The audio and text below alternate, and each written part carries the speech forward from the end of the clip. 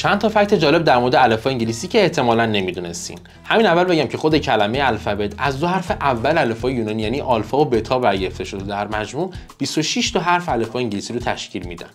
بیشترین استفاده برای حرف ای و کمترین استفاده برای حرف زی هست.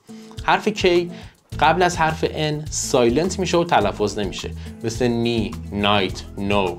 حرف H حرفی که بیشتر به صورت همراه دیده میشه و همنشین حروفی مثل S, T, P و C هست.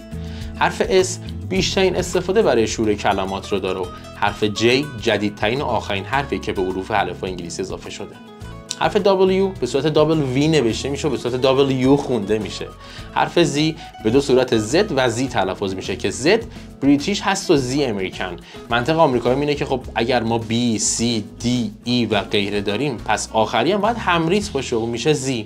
و در آخر این که علامت امپرسند تا اواخر قرن 19 27مین حرف الفبای انگلیسی بوده که کم کم